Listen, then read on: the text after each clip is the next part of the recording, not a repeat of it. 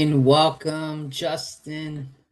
Equine Edge Fairgrounds. They are where are we? We're about an hour to first post. Um they got a good card today, I would say. It's definitely, in my opinion, this is probably one of the most competitive cards I've seen. You have a if you're playing fairgrounds and you've been playing, I was talking to a friend of mine, and the meat really starts to change. You see a lot start to happen here. You have, you have new jockeys coming in from Delta. You have horses shipping in. You have horses that have been here that have really struggled to win. So it's something for sure to watch. I remember this last year. I covered this for Equinedge. I covered fairgrounds last year. Traditionally, I just fairgrounds or um, Gulfstream Park, and back to Gulfstream Park probably soon, I would say. But the meat really starts to change over. So watch that. It's definitely different. Um, I would say today this is probably one of the most difficult competitive cards I've seen all meet. So take that for what it's worth. I don't, the first race, I thought this race was absolutely wide open. You can see the early action, and the money is on the six. That was my second pick. I was 5, 6, 8, 1. If you're deep spreading, you're using the 4 and 2 and 3. So I thought race one was tough. Um, Race two, I thought was an interesting race. It's a state bred, claimer. You have a lot of horses that have only won, they've all won twice. So it's a non-winner. It's not winners of three lifetime. Sorry. And let's watch the race sim. If you're just joining, welcome.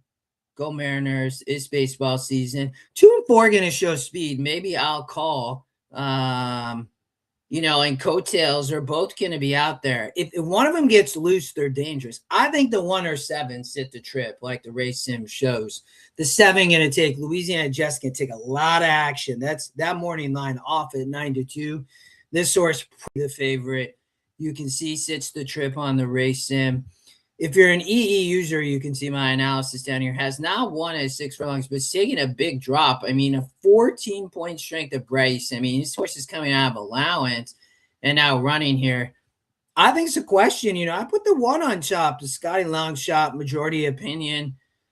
Johnson Colby comes out of Delta. Like I said, watch these horses they're shipping in. It's a different meet now. It's different. Jose going to still win a lot of races, but Joe Sharp. But watch these horses that ship in. Ships in, been sprinting 5, 6, been facing tougher, and now finds an easier group. Lost is the favorite last out, but was in the brutal. You can see my analysis here if you're easy user. Was in a brutal 9 post. That's going to be so tough to win out there. And and I also like to look for back form at fairgrounds. There's not a lot here. Did run here, but that was the stakes race. So only second time here for Henry Johnson. Only had one runner, but wins up 14%. I thought this horse was live, but 7 I think could be tough on the drop. But I didn't trust that horse as a single. I was against Custom Cadillac, and again, the 2 or 4 might wire the field. But I was 1-7. If I was narrow, if I was spreading, I'd probably use the 2 and 4 as the speed horses. Race 3, I caught a lot of horses here. They have big fields, right? There's some big fields. Again, horses shipping in. There's jockeys are coming out of Delta to ride here. You'll see it all over the place. I mean, there's a lot going on. You have the 5-horse Javier Hernandez. This kid never even rode here. I don't even know, Eric Remaker's source coming out of Delta. Scotty Longshot, has speed. But Sue's little zing, off the claim for Joe Sharp. He keeps Nieves a ride, which I love because, what's up, Marsh? Good to see you, buddy. He's a close friend of mine. I'm glad he's tuning in, and go Mariners, Marsh. won 3 in a row. Nieves rides, I think, can ride back and win this race. It was one of my race 5, probably a stronger opinion too. I don't have a lot of bets. We'll talk about him at the end, but I thought this was a tough race. I mean, the 3 should win 4 in a row, but one by 10.5 lengths, one by 3.5 lengths. If I was singling, it would be here. I'm not sure I'm gonna play Fairgrounds today. I might play NHC tourney actually because don't root for the Guardians, bro. So I thought that Sue's Little Zing might come back and repeat, wins the race in very easily. I don't think any of these others can win this race. Maybe somebody else can run on. You might have a little bit of an exacta play here, but 3 would be my stronger opinion in the early sequence, but I don't think I'm going to play it. It's a very competitive card, like I said. Great state bred allowance here, sprinting on the turf. I mean, this race is wide open. Rulala should win for sure. And gonna be a short price, but you got 6 strings showing up here. Custom design is a live long shot, y'all. I mean, this horse getting over to the turf 100% could win this race.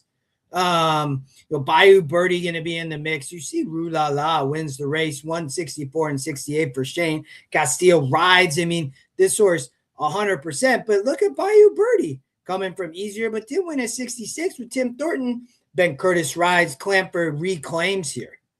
Right, so he reclaimed off Joe Sharp, who claimed from him. He switches Barnes actually. The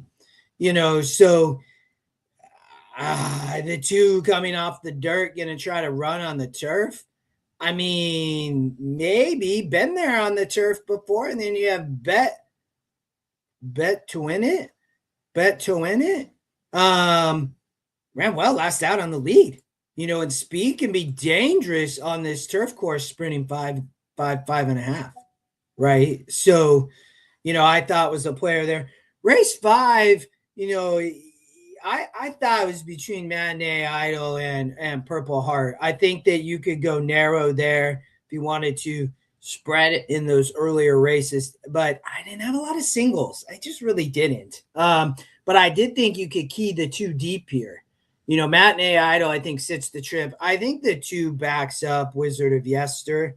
And, the 3 also going to sit the trip and you get a good price. I think that, would be a good exacta play. The 1 and the 3. I think it's a great exacta. I'm not sure the price we get, but I do think that's a good exacta. But I don't have a strong opinion one over the other. I think the 1 could lose the race to the 3. I really do. 3 win the race in. So, and you look at Purple Heart, that going back, top genetic strength rating for Ken, ships him from Delta. Horse won here and broke its maiden at Fairgrounds, but they had over a Delta. They bring it back. It drops in strength of race, has run really well off the pace, should run another good race. And then you look at Matinee Idol, Joe Sharp off the claim, Jose Ortiz from Brad Cox. Joe dangerous off the claim, right? I mean, he in second time out, second off the claim, he 3 for 6. Jose rides leading trainer, leading jock. I mean, this horse fits big time, but I do think the speed backs up. Tanner Tracy, poor guy, man, 0 for 58 at the meet. I just can't take it. I think the horse backs up 1 or 3 sit the trip. I think it's a good exacta. Maybe we get 4, 5 to 1. We got 4 to 1 over a 3 to 5 on the E morning line. Morning line's a little bit off. I think that the 5 to 2 on the 1's crazy. That horse is going to take so much action, right? So big play there would be an exacta play, but horizontal, not too much today. I thought this was a tough race. I was 6-4-3. I will keep going. I got to go do the coaching class for Equine Edge. If you want to join me, starts here in 3 minutes. We cover live racing for an hour. We look at the tool. We look at races. We have fun. We talk questions. You can sign up on the Equine Edge page. Anybody can join. You do not have to be a user. Come join. We'll be live in 3 minutes there. But it is via Zoom, so it's not on X or anything. I told you guys this card is extremely competitive. I think I was 5-2-7 I think Bridge Classic can wire the field. I don't think there's a lot of pace here, but I do think the 2 and 7 are major players, so as against the 4, that would be a vulnerable favorite for me. I mean, I think others are better than here. The vulnerable favorite today would be the 4. You could see I do think the 5 can wire the field. The 7 and 2 are going to be right there. The 7 win the race sim. But the 4 at 5-2 on the morning line, no boy, no. I'm completely against that horse, Emancipation. And again, Bridge Classic comes off the turf for Cameo. Sophie rides. Kudos to her. She legit, man. She has been absolutely on fire at this meet. On fire. Good for her. Riding extremely well. You gotta pay attention to her. I'm telling you all, man. She riding the best I've ever seen her ride. 17% on the year. She no joke. She ride with these boys down here, and she's one of the good ones. So watch her. Cameo always dangerous, right? So live long shot there, but the 4, no bueno in this race. Claiming for 30 non-winners the 2 lifetime. 8th race. I do think the 2 is probably a single late. It's a tough turf sprint, though. Again, I thought it was a tough sequence, but I do think the 2 horse, if I was going to have to single somewhere, that would be it on the card.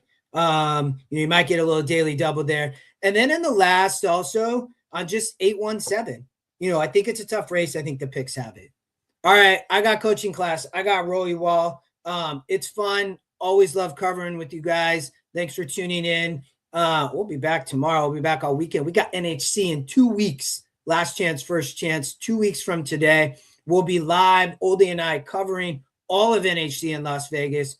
Join us. Tune in tomorrow. We'll be back. Have a great day. Chat soon. Go, man.